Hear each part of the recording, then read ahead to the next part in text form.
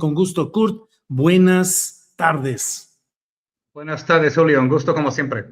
Igual, Kurt. Oye, ahora sí hay un chorro de temas para platicar en cuanto a la relación México-Estados Unidos, pues sobre todo con la postura de la presidenta de México, que desde mi punto de vista ha ido elevando el tono discursivo y que ha expresado a propósito del Mayo Zambada, del avión presentado por el FBI ante un museo, las versiones que se han publicado. La presidenta ha salido de la esfera que hasta ahora había mantenido de serenidad y paciencia y se ha lanzado con declaraciones que me parece que son fuertes.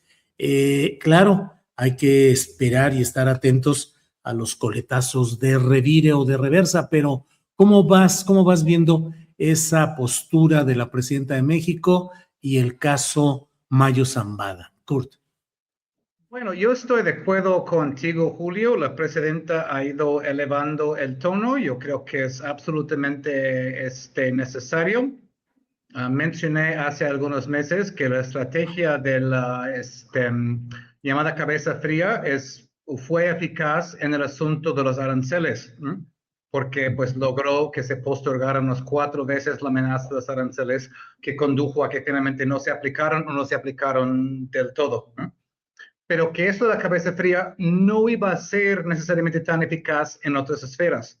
Y ahora estamos viendo pues algunas de ellas. Uno de ellos es el asunto del Tratado de Libre Comercio, donde Estados Unidos, por un lado, quiere un veto absoluto sobre cualquier cosa que provenga de China, pero por el otro lado, pues no se compromete con México dejando el tratado en la incertidumbre. El otro es el caso que seguramente vamos a hablar hoy de la violencia en ICE, más de 50 muertos de migrantes en custodia de ICE, unos 17 de ellos mexicanos. Más recientemente, muy lamentable caso de Lorenzo Salgado, ¿no? Y que seguramente comentaremos. Y también el asunto del Mayo Zambada, como bien mencionas, ¿no? Estamos ante un caso donde Ken Salazar en su momento, en los últimos meses del gobierno de López Obrador, dijo muy claramente: no fuimos. Obviamente dio una respuesta muy legaloide, muy a lo Ken Salazar, que no fueron recursos nuestros, refiriéndose al piloto, al avión o lo que haya sido, ¿no? Aunque pues el FBI se está echando el mérito de eso como parte de esta guerra de territorio de las agencias de inteligencia para el botín que es México, ya que Trump lo declaró un territorio crucial para los cárteles y lo demás. Por eso vemos la DEA que quiere agarrar a México como su territorio. Vemos luego la CIA intentando apropiarse de las tareas de la DEA para entrar en México, y ahora el FBI diciendo que fueron ellos en este caso, ¿no? Que fue un claro caso de violación de soberanía, muy, muy claramente, ¿no? Por lo que dijera, o por lo que diga ahora Ken Salazar, con el afán muy comercial de vender libros, ¿no? Por eso también salió hace algunas semanas con este asunto del supuesto susurrador que dijo que López Obrador estaba preocupado por lo que podría decir en mayo, y luego, incluso con Jorge Ramos, tuvo que echar marcha atrás y decir: pues yo nunca supe nada de López Obrador directamente. Muy a los estadounidenses, son trucos de mercadotecnia, son trucos para llamarse la atención, son trucos para vender libros, pero son también maneras de mostrar quién es Ken Salazar. Yo lo he dicho en estos días: Ken Salazar es alguien cuya estancia total en México se fundamentó en una mentira. Y esta mentira es que él era el gran promotor de las energías verdes, cuando nada más hace falta mirar y checar todo el historial de Ken Salazar para saber que él ha sido un cabildero para los intereses de combustibles fósiles toda su trayectoria. Cuando era secretario del Interior bajo Obama, bloqueó el uso de ley de especies en peligro para regular emisiones de gases del efecto invernadero, autorizó perforaciones petroleras de Royal Dutch Shell en el Ártico, proyectos de extracción de gas en Utah, eximió a British Petroleum de una evaluación de impacto ambiental en el Golfo de México justo antes de este desastre del Deepwater Horizon, y después concedió pues más de 2 decenas de exenciones adicionales. Es un hombre que siempre ha hecho cabildeo a favor del fracking, asesoró a una empresa, Andarco Petroleum, que había beneficiado de su estancia en el gobierno, ya fuera del gobierno como asesor y como cabildero en este bufete Wilmer Hale. Y eso es nada más algo muy breve, podría hablar mucho más acerca de él. Pero por eso no me sorprendió nada que hubiera mentido, porque toda su estancia aquí fue una mentira, Julio. Ahora, Kurt, Ken Salazar, embajador de Estados Unidos en México durante la administración de Joe Biden y al principio con una presencia muy metido en la relación con el propio presidente López Obrador, con una constante presencia en Palacio Nacional. ¿Y qué piensas respecto a el grado de responsabilidad que tiene él, o es solamente la voz, es solamente el ejecutor de instrucciones superiores que son contra las cuales el Estado mexicano debería ir? Y también ahí hay otra pregunta, si es que realmente se puede ir a fondo a una sanción, una respuesta enérgica ante Estados Unidos. Kurt. Pues es difícil, ¿no? Porque Salazar en su momento gozaba de pues, la inmunidad diplomática y ahora ni siquiera se encuentra en territorio nacional. Ya quiere vender sus libros, ¿no? Ahí está en eso, ¿no? Quiere llamarse la atención. Es decir, con esta idea de que no existe la mala publicidad, ¿no? Cuando de vender se trata, ¿no? Muy estadounidense esto, ¿no? Entonces, pues ahí está Salazar ahí. Claro que tiene su responsabilidad, porque en este momento del Mayo Zambada, él incluso hizo toda una conferencia de prensa, deslindándose de responsabilidades, ¿no? Otra vez, con estos argumentos muy legaloides, ¿no? De que no fueron recursos nuestros, ¿no? Siempre intentando dar, pues, entender que no fueron, con vuestros recursos físicos de Estados Unidos o del FBI, sino con todo su apoyo y toda su ayuda logística. Un avión no puede entrar en el espacio aéreo de Estados Unidos así porque así y aterrizarse en un aeropuerto, ¿no? Entonces, desde el principio, el argumento nadie se creía, ¿no? O creo que muy poca gente creía eso, ¿no? Y por eso el gobierno de López Obrador pidió aclaraciones, no las dieron. Pues el gobierno de Claudia Sheinbaum pidió aclaraciones, no se dieron, ¿no? Y luego vemos al FBI campantemente mostrando este avión como si fuera, pues, básicamente un objeto de museo, otra vez intentando colgarse la medalla del operativo en medio de esta disputa por el territorio de México entre esas agencias, ¿no? Pero el asunto es esto finalmente, ¿no? Que Estados Unidos siempre exige que México dé todo, información, que expulsa que más de 90 personas, ni siquiera por la vía de la extradición, porque si México no da todo, Estados Unidos le acusa a México de estar pues coludiendo, protegiendo a cárteles o a criminales. Pero resulta, ¿quién estaba negociando con el cártel de Sinaloa? Pues parece que fue Estados Unidos. Si estaban negociando con los Chapitos para entregar a Mayo Zambada, ¿no que son organizaciones terroristas? ¿O no eran en ese momento, podrían decir? Claro, gracias, Kurt. Damos la bienvenida al abogado Federico Anaya Gallardo, que está por aquí. Federico, buenas tardes. Buenas tardes, una disculpa por el retraso, pero andaba dando la vuelta por la ciudad, pero ya encontré un lugar para conectarme. Perfecto. Yo pensé que habías encontrado así un lugar acá muy movido para ver el fútbol o para alguna diversión. Nada de eso, nada de eso. No, ya estoy regresando a mi estado natural. Muy bien. No fútbol, no nada de todo. No mundial, no nada. Tal cual. Federico, ¿qué pensar de lo que está sucediendo en esta elevación de tono del gobierno mexicano? En el caso Mayo Zambada, los señalamientos de mentira contra el ex embajador Ken Salazar, y se ha dicho que se van a analizar qué tipo de acciones pueden emprenderse. ¿Hasta dónde se puede llegar en una circunstancia así? Un embajador supongo que es inimputable por su inmunidad diplomática, Federico, por un lado. Por otro, ¿qué podemos hacer en términos legales, formales? Romper relaciones, emitir una amonestación, una carta de amonestación, o de ¿qué se puede hacer, Federico? Mira, lo dijiste bien, los embajadores tienen inmunidad diplomática y todos nos estamos enterando de qué se trata eso gracias, por cierto, a Ecuador, que tomó una decisión con un decreto presidencial de otorgarle inmunidad diplomática o el equivalente a todos los militares estadounidenses que participen en operaciones militares contra el crimen organizado en Ecuador. Entonces, sí, tiene inmunidad el embajador. Pero creo que lo que es más interesante ahorita, por cierto, es qué fue lo que realmente dijo el FBI. Y fíjense lo que acabamos de oír con Cort. Cort nos dijo que el FBI está presumiendo el avión como pieza de museo, tal cual. Y aparte, ni siquiera lo ha movido del lugar a donde aterrizó, que es el aeropuertito de Santa Teresa en Nuevo México, que resulta que, supongo, hace años tenía un museo de aviones.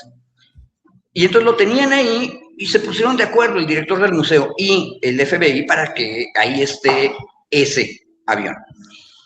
Es en ese contexto en el que nos volvimos a enterar del asunto y regresó a la prensa, porque faroleó, por decirlo así, el FBI, de que este fue el avión con el cual llegó el Mayo Zambada. Pero estuve revisando las notas y debo decir algo. No encontré en ningún lugar que realmente el FBI dijera que ellos lo habían atrapado.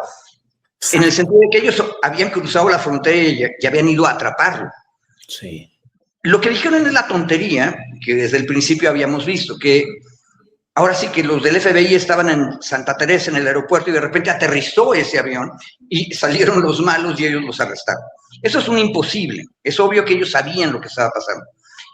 Y esa es la parte que queda sin aclarar. Pero a mí lo que me está gustando es cómo el gobierno mexicano aprovechó esta faroleada, esta presunción irresponsable del FBI en Nuevo México para recordar el asunto y volver a decir en público todo lo que habíamos dicho. Y, ojo, eso sirvió también para ponerle un alto a Ken Salazar, que también había permitido que en su libro saliera una insinuación de que el presidente López Obrador tenía miedo de lo que pudieran decir los narcotraficantes, insinuando que el presidente López Obrador tendría algo que ver con el crimen organizado.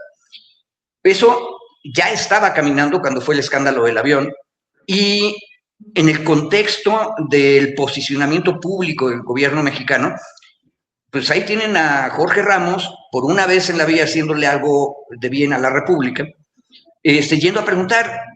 Él quería que le confirmara Ken Salazar la insinuación. Y no, el embajador tuvo que decir, no, yo no tengo ninguna prueba de que López Obrador haya tenido nunca ninguna relación con. Eso se decía. Entonces, fíjate, estamos ya en el mismo nivel de eso se decía, y entonces lo pongo en el periódico.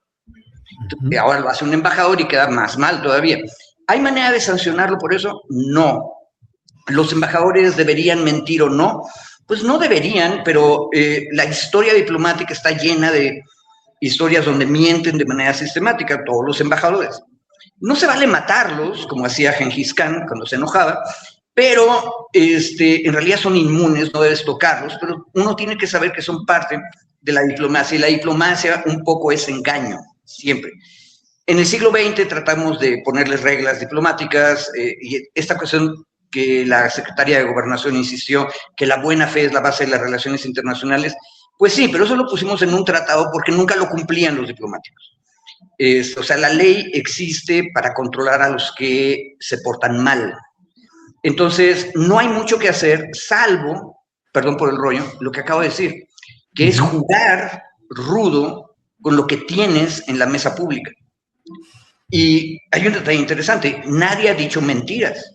El FBI presumió el arresto. Nunca aclaró cómo fue que ellos estaban ahí. Entonces siguen mintiendo. Pero ellos presumieron, entonces nosotros podemos atacarlos. Eso es lo que se puede hacer, que es jugar a la política y jugar lo más rudo que podamos. No vamos a romper relaciones, pero me puedo imaginar que los siguientes agentes del FBI que lleguen a registrarse en la Cancillería mexicana, con la Ley de Seguridad Nacional, pues probablemente les vayan a hacer un poquito más largo el trámite, los verán con peores ojos, capaz de que los vigilarán un poco más el CNI, etcétera. Pero eso es lo que se puede hacer. Bien, Federico, gracias. Aunque sea brevemente, pero para abordar este punto, en términos estrictamente jurídicos, judiciales, no hay ninguna constancia de que el FBI haya emitido algún reconocimiento de que operó en territorio mexicano para extraer, secuestrar o llevarse al Mayo Zambada, Kurt. No, como bien dice Federico, el FBI está jugando muy cautelosamente en ese sentido, ¿no? Se cuelgan la medalla, pero respeten por lo menos pro forma cierta idea de soberanía para no meterse en apuros mayores. Lo que parece ser el caso es que coordinaron todo, pero usaron elementos mexicanos para la extracción, para poder tener distancia, es decir, pues no fue un operativo directamente nuestro. ¿Que haya sido una violación de la soberanía? ¡Claro que sí! ¡Claro que sí! Que haya sido por elementos directos del FBI o elementos que el FBI coordinaron, no importa. La violación de la soberanía es igual. Fue una operación de extracción de un ciudadano mexicano, por criminal que sea, fuera del territorio del país. Es lo que están intentando disputar son explicaciones legaloides, desde el FBI hasta Ken Salazar. Ahí, ¿no? Entonces, como bien dice Federico Anaya, México tiene que jugar diplomáticamente mucho más fuerte en varias frentes, porque esa es la manera de poner una respuesta a eso. No directamente yendo contra Salazar criminalmente, que no se puede, sino pues haciendo diplomacia dura. En varias frentes, en lo económico, en lo diplomático, en lo político, en lo comercial, ¿no? Porque si no, pues vemos que la palabra de Estados Unidos no vale nada. Lo estamos viendo con Irán, lo estamos viendo con una serie de cosas a lo largo del mundo.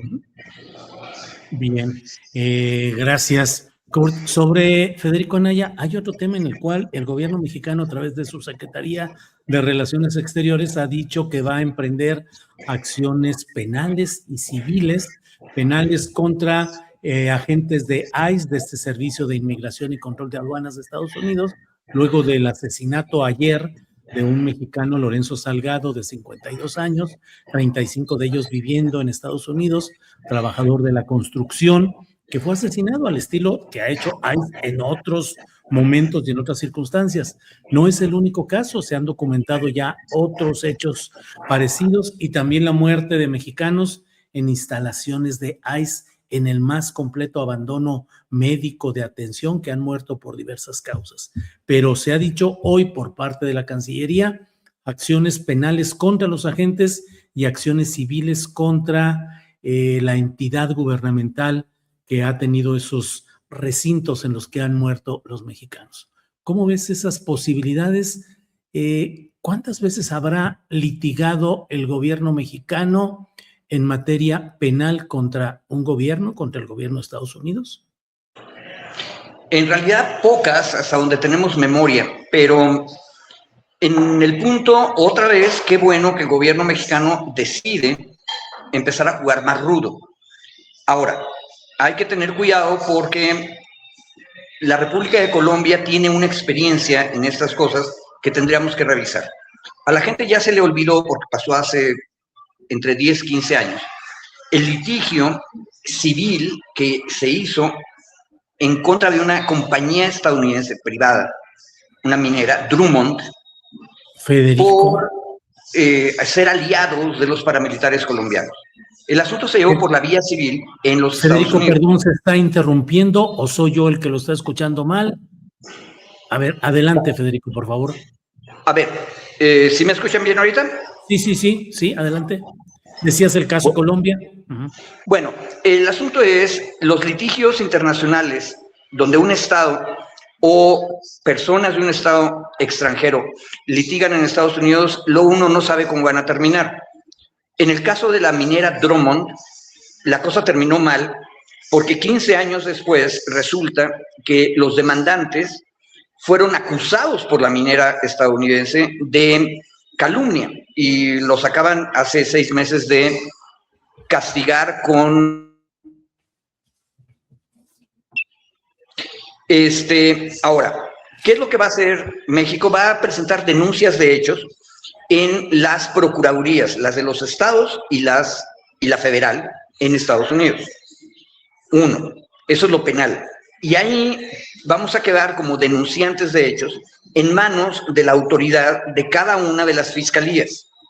Ahora, el homicidio es un homicidio, en principio, local, es decir, es la Fiscalía del Estado. Supongo que nos puede ir mejor en las denuncias de hechos en donde los fiscales sean demócratas, para simplificar mucho. Pero, de nuevo, es un camino largo. La otra cosa que no se ha explicado muy bien es la cuestión civil. Ahí se va a litigar en contra de empresas privadas. ¿Por qué? Porque resulta que el ICE está subrogando el servicio de transporte de sus detenidos y la administración de los centros de detención a compañías privadas. Entonces lo que se va a hacer es demandar civilmente a esos privados, que son distintos en cada estado de los Estados Unidos, para que cesen de violarle los derechos a los nacionales mexicanos.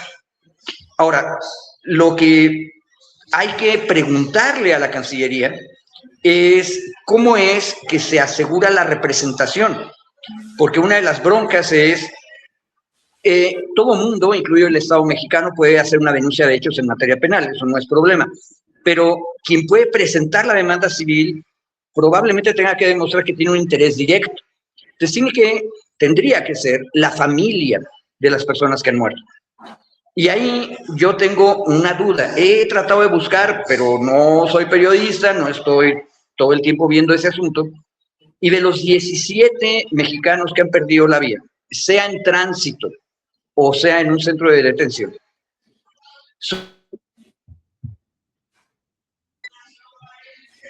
solo he encontrado como 9 nombres. Entonces la pregunta fuerte es si la Cancillería tiene todos los datos, todos los nombres y todos los contactos con los familiares. Ayudaría mucho que la Cancillería nos diga todo. Algunas de los casos que sí tenemos los datos y están en la prensa son impresionantemente dolorosos. Entonces ayudaría mucho para una diplomacia más dura tener las biografías y la manera en que murieron las personas. Porque eso le va a decir al pueblo mexicano de qué tamaño es el problema. Y entonces habrá mucho más apoyo a una diplomacia más dura. Bien, bien, Federico. Kurt, ¿qué opinas de lo que ha sucedido con mexicanos en este contexto de ICE?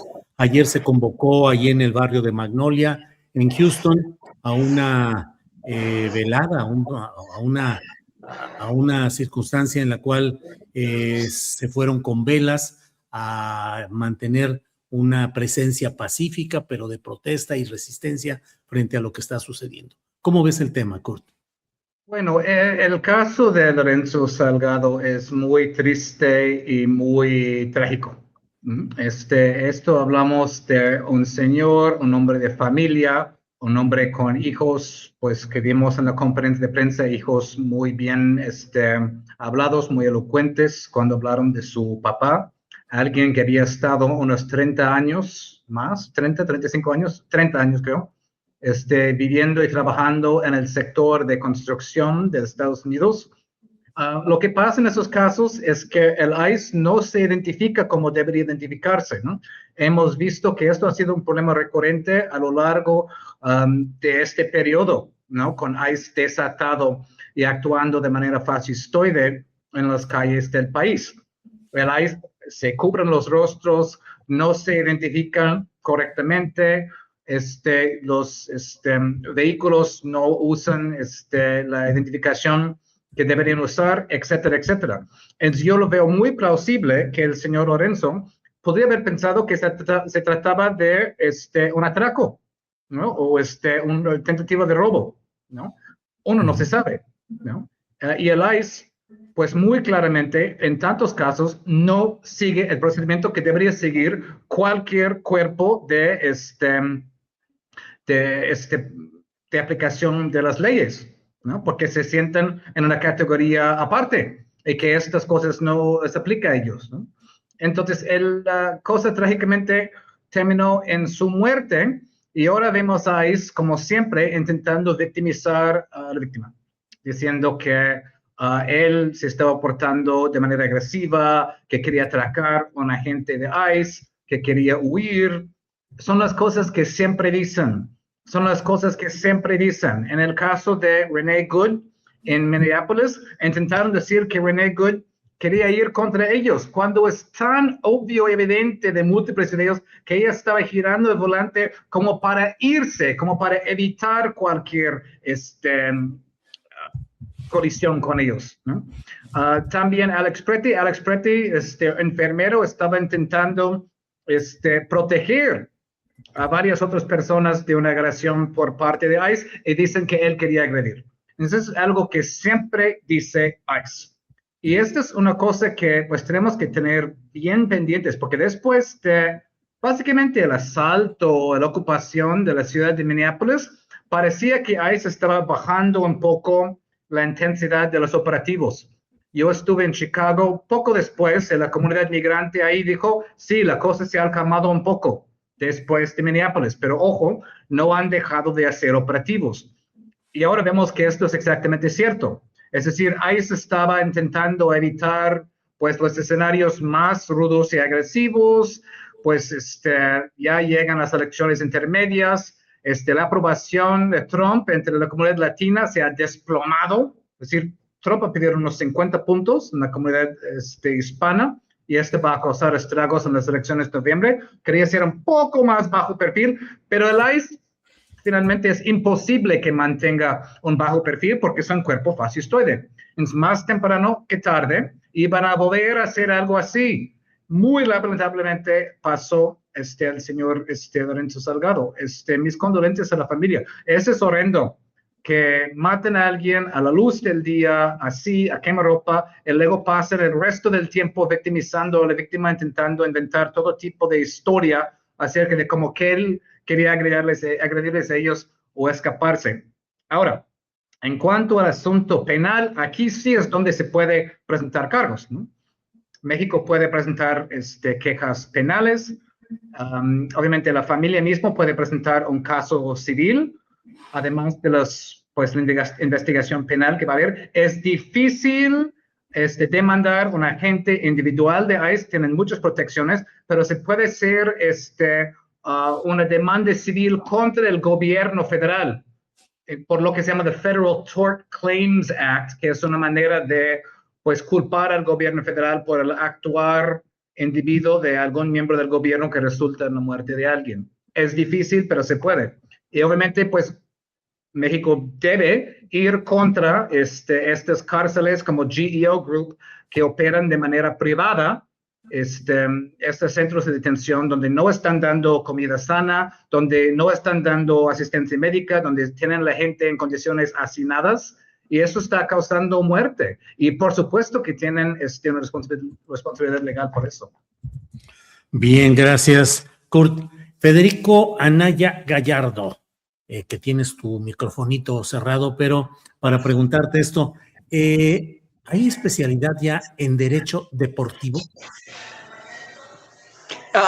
De hecho, no hay especialidad en derecho deportivo, pero hay una universidad del fútbol del Club Pachuca. Sí, Son de las, sí. pero no enseñan derecho deportivo. Deberían, por cierto.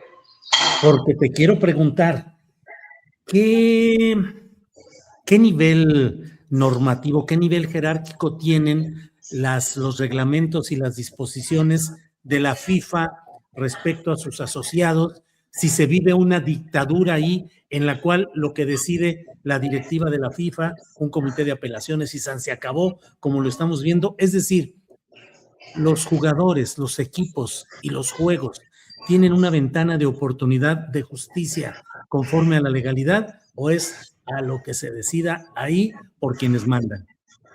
A ver, hay que recordar algo. La FIFA es una organización privada y si quieren oír un debate muy cínico sobre la materia, chequen ustedes la mesa ultracorporativa que dirige Zuckerman del lunes de esta semana.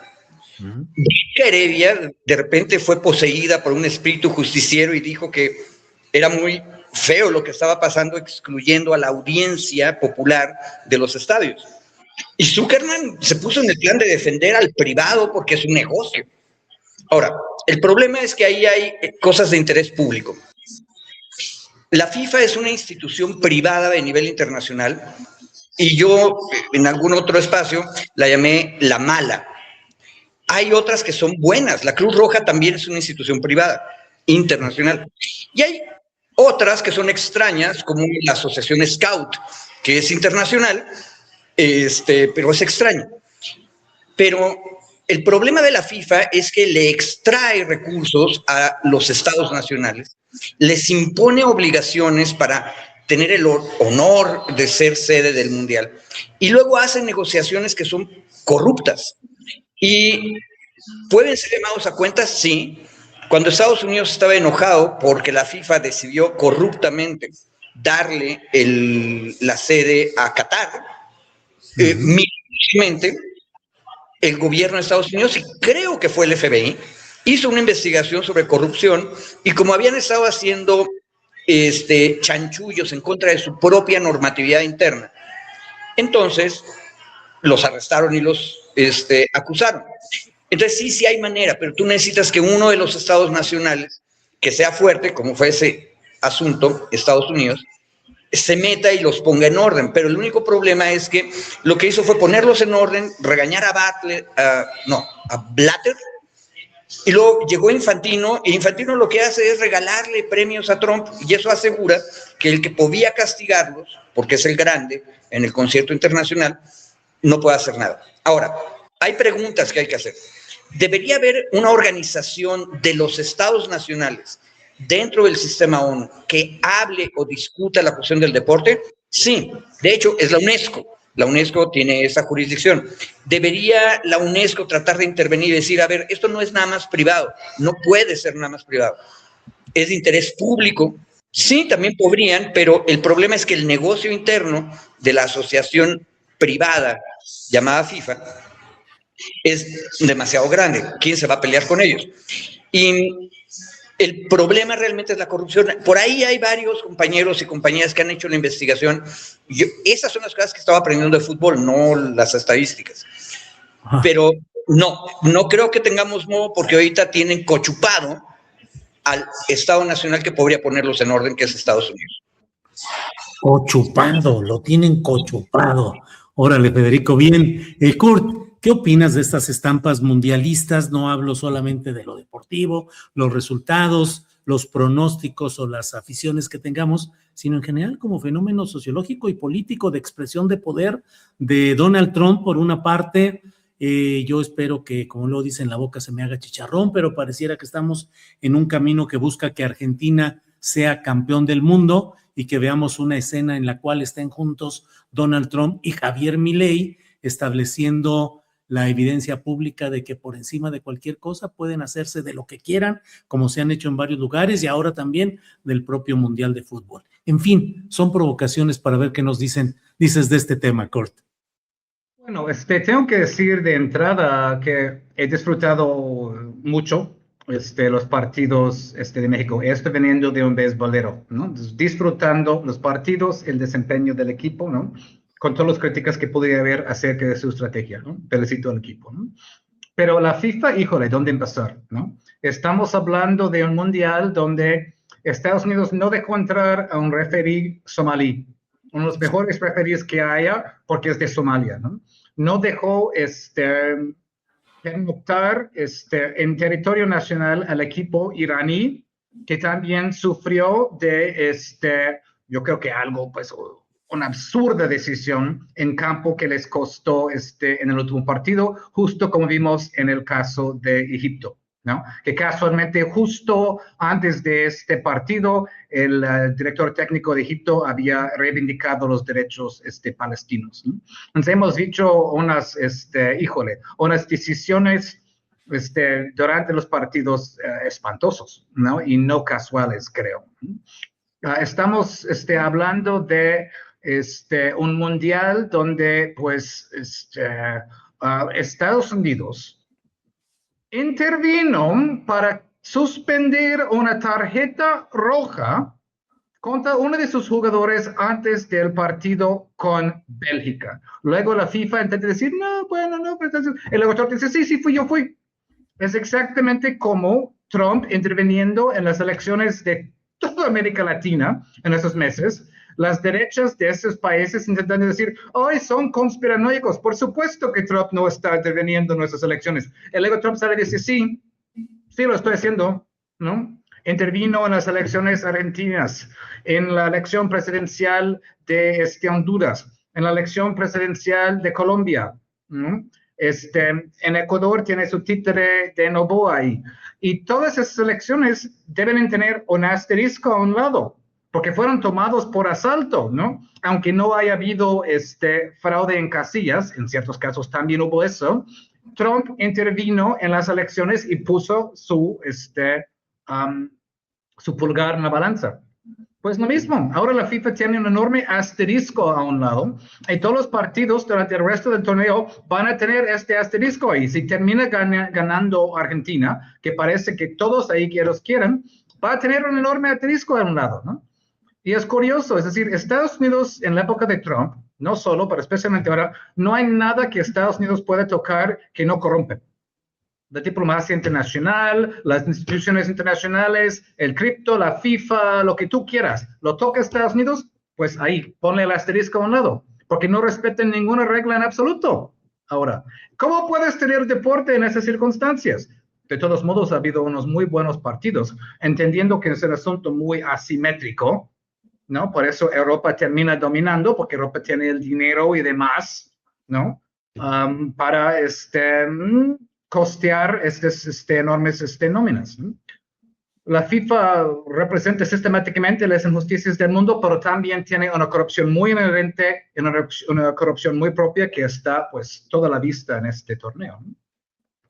Bien, Kurt, muchas gracias por esta reflexión y por este contexto. Federico Anaya, entramos ya a la parte del postrecito extendido. 2-3 minutitos, lo que desees comentarnos, por favor, Federico. Bueno, se me ocurrió un postre a raíz de esto último. Si el gobierno mexicano ha decidido empezar a ser más rudo en su diplomacia, tendría que ir a la UNESCO y a la OIT, que sí son organizaciones públicas de estados, para plantear problemas relacionados con el deporte. Porque la FIFA justifica su corruptela diciendo que el dinero que está ganando lo redistribuye a las federaciones africanas, por ejemplo, para fomentar el deporte. Y lo cierto es que nunca queda claro que eso sea de verdad. Pero la UNESCO podría tener algo que decir. Si Estados Unidos podía meterse por cuestiones de corrupción, me parece que la UNESCO podría meterse con el pretexto de cómo es mejor fomentar o no la práctica de un deporte. 1. 2, la OIT también tendría que decir algo respecto del régimen laboral que impera en todo el mundo respecto del fútbol y también de otros deportes, porque en realidad, fíjate, cuando yo estaba en la facultad de Derecho, que eso es hace mucho, mucho tiempo, no había derecho del deporte, pero sí había derecho laboral, y uno de los ejemplos de esclavitud moderna que nos daba nuestro profesor Sánchez Alvarado en Derecho del Trabajo era el fútbol. En el fútbol hay esclavitud, porque compras y vendes, dicen ellos, contratos, pero en realidad compras y vendes personas. Y aparte, los clasificas por precio y tratas muy mal a los que son baratos y terriblemente bien a los que son caros. Eso es jurisdicción de la OIT, y México, si quisiera entrar a ser más rudo en el ámbito internacional, me parece que debe tener buenos equipos de seguimiento a UNESCO y a OIT. Habría que ver. Vaya. Ahora sí que usted aquí nos deja pensando en todas esas variantes y esas posibilidades, don Federico Anaya, pero pues sí, ciertamente ahora, ¿cuántos factores de poder, cuántas concurrencias de intereses se dan en todo esto? Porque a fin de cuentas, ¿cuál sería la nación que se aventara el tiro de iniciar un proceso de esta forma cuando hay una conjunción de poderes tan fuertes favorecidos por todo este enjambre de cosas de la FIFA, don Federico? Un detalle, por cierto, si estamos tan enojados por la muerte de 17 mexicanos, ya sé que no tiene que ver y que puede ser instrumentalizar una tragedia, pero también de eso se trata la diplomacia ruda. ¿Por qué no mandamos un carguero petrolero a Cuba. Ayudamos a Cuba y ponemos una banderilla. Eso es jugar rudo en materia internacional. Sí. Bien. Kurt, por favor, postrecito extendido, lo que quieras agregar a esta mesa de dos. Kurt, por favor. Bueno, dos cosas rápidamente de este póster, ¿no? Uno es que es interesante que hay un enorme debate ahora que está teniendo lugar en Brasil acerca de su equipo, su selección. Y algunos están diciendo que pues esta gran tradición de grandes jugadores de las favelas, pues la dinámica ha cambiado por la entrada de las iglesias evangélicas y neopentecosteses en Brasil, con su acento muy en el individualismo en lugar de trabajo en equipo, ¿no? Ese es un debate muy interesante porque obviamente la entrada en América Latina de las iglesias evangélicas están cambiando muchos países, pero hemos siempre hablado de eso en términos políticos, que muchas de esas iglesias están alimentando a la ultraderecha en varios países, pero no se había hablado tanto en términos deportivos. Y ese es el debate que se está teniendo lugar ahorita en Brasil, me parece interesante. Otra, pues, anuncio parroquial. Yo voy a estar en Oaxaca la semana siguiente dando un taller de cuento. A mí también me encanta la literatura. Yo sé que tú también eres un gran lector, Julio. Ese es un taller, pues, voy dando talleres desde hace 15 años en la Biblioteca Nostrosa de Oaxaca. Son gratis, totalmente gratuitos. Creo que todavía hay un lugar o dos, si andas por Oaxaca la semana siguiente, para tomar un pequeño, es decir, un pequeñito descanso del periodismo, enfocarnos también en las letras. Ahí vamos a estar en Oaxaca la semana siguiente en la Biblioteca Nostrosa. Bien, pues muchas gracias, Kurt, que te vaya muy bien en ese taller, en esa lectura, y pues sí, que la literatura nos salve también de tanta circunstancia práctica, pragmática, terrena, en la cual tenemos que seguir moviéndonos. Don Federico Anaya, muchas gracias por esta ocasión, por el esfuerzo además de conseguir un lugar para poder transmitir y por toda su presencia aquí, don Federico. Ciudadanos, cuídense ustedes. Kurt, un abrazo. Federico. Kurt, gracias por estar aquí también, muchas gracias por tus comentarios, por todo. Hasta pronto. Hasta luego.